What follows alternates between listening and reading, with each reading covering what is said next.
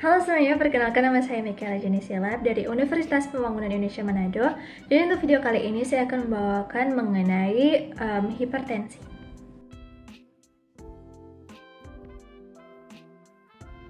Tekanan darah tinggi atau hipertensi adalah suatu peningkatan tekanan darah dalam arteri.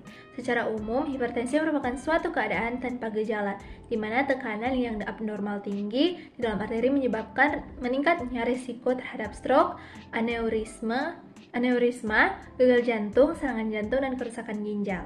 Pada pemeriksaan tekanan darah didapat dua angka yang lebih tinggi diperoleh pada saat jantung berkontraksi atau sistolik, angka yang lebih rendah diperoleh pada saat jantung berelaksasi atau diastolik. Tekanan darah ditulis sebagai tekanan sistolik garis miring tekanan diastolik. Misalnya 120 per 80 mmHg, dibaca 120 per 80. Dikatakan tekanan darah tinggi apabila saat duduk tekanan sistolik mencapai 140 mmHg atau lebih, atau tekanan diastolik mencapai 90 mmHg atau lebih. Keduanya.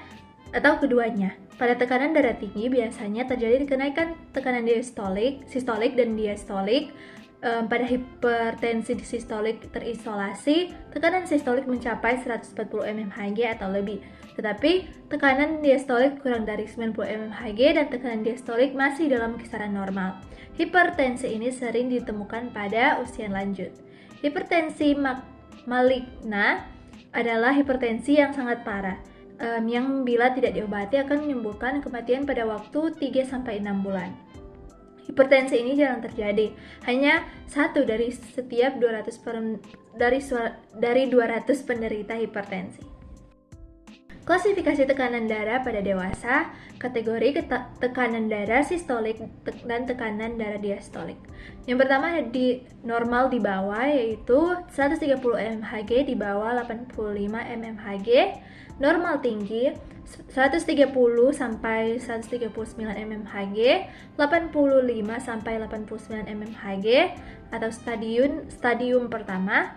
Hipertensi ringan yaitu 140 sampai 159 mmHg, 90 sampai 99 mmHg yaitu stadium 2. Yang selanjutnya hipertensi sedang yaitu 160 sampai 179 mmHg, 100 sampai 109 mmHg stadium 3. Hipertensi berat yaitu 180 sampai 209 mmHg, 110 sampai 119 mmHg yaitu stadium 4. Dan yang terakhir yaitu hipertensi maligna 120 mmHg atau lebih dari 120 mmHg atau lebih. Pengenalian tekanan darah. Jantung memompa lebih kuat sehingga mengalirkan lebih banyak cairan setiap detiknya. Arteri besar kehilangan kelenturannya dan menjadi kaku sehingga mereka tidak dapat mengembang pada saat jantung memompa darah melalui arteri tersebut. Karena itu, darah pada setiap denyut jantung dipaksa untuk melalui pembuluh darah yang sempit daripada biasanya dan menyebabkan naiknya tekanan. Inilah yang terjadi pada usia lanjut, di mana dinding arterinya telah menebal kaku karena arteriosklerosis. Dengan cara yang sama, tekanan darah juga meningkat pada terjadinya vaskostriksi, yaitu pada arteri kecil atau arteriola untuk sementara waktu mengkerut karena perangsangan saraf atau hormon dalam darah. Pertamanya cairan dalam sirkulasi bisa menyebabkan meningkatnya tekanan darah. Hal ini terjadi jika terdapat kelainan fungsi ginjal sehingga tidak mampu membuang sejumlah garam dan air dari dalam tubuh. Volume darah dalam tubuh meningkat sehingga tekanan darah juga meningkat. Yang selanjutnya penyebab. Pada sekitar 90% penderita hipertensi, penyebabnya tidak diketahui dan keadaan ini dikenal sebagai hipertensi esensial atau hipertensi primer. Hipertensi esensial kemungkinan lebih banyak penyebab. Beberapa perubahan pada jantung dan pembuluh darah kemungkinan bersama-sama menyebabkan meningkatnya tekanan darah. Hipertensi sekunder adalah hipertensi yang diketahui penyebabnya, yaitu penyakit ginjal antara 5-10%, dan kelainan hormonal atau pemakaian obat tertentu, misalnya pil KB dari 1-2%.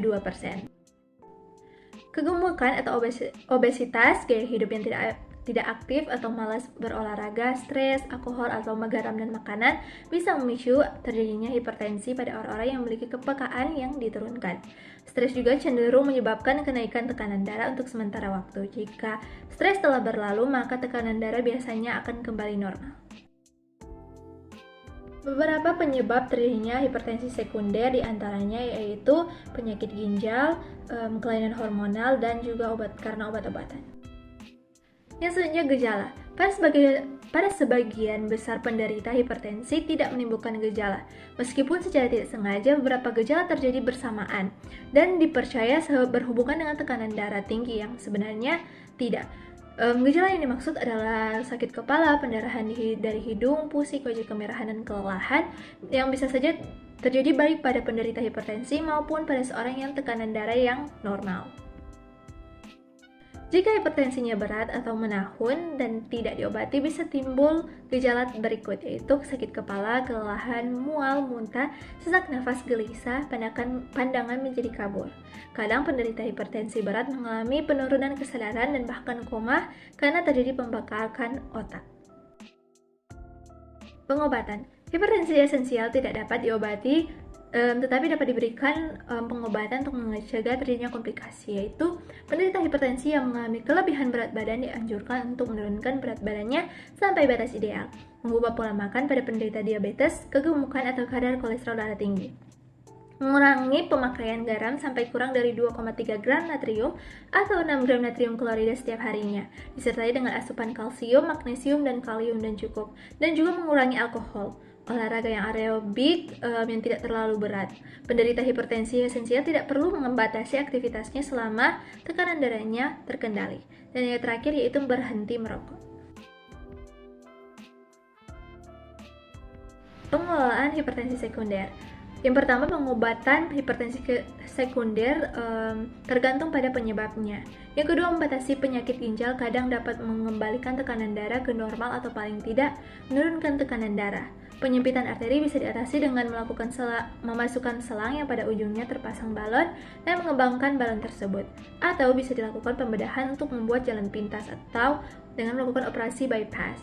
Tumor yang menyebabkan hipertensi, misalnya pheochromocytoma, biasanya diangkat melalui pembedahan.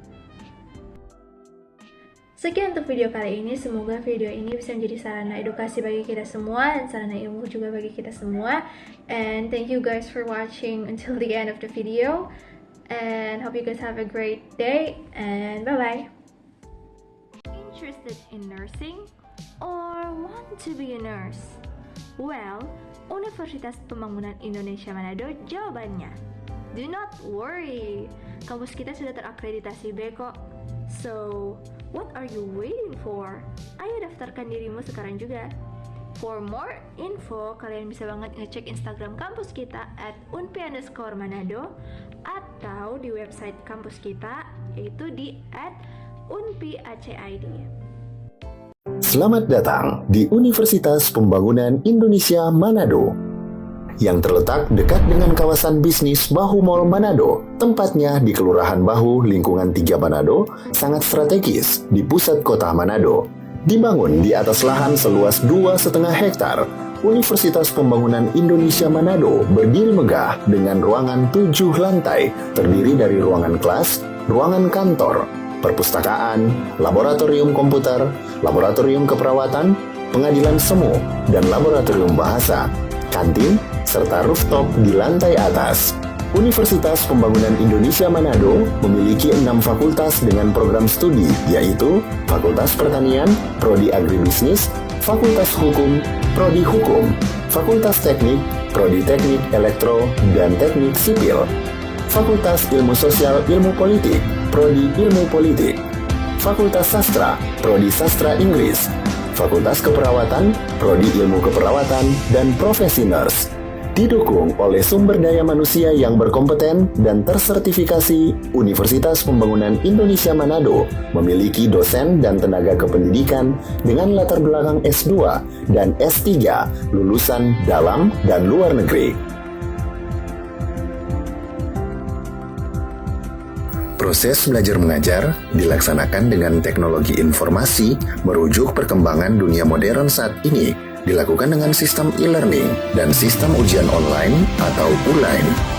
Hasil tracer student Universitas Pembangunan Indonesia Manado dan fakultas menyebutkan lulusan UNPI sudah tersebar di dalam dan luar negeri.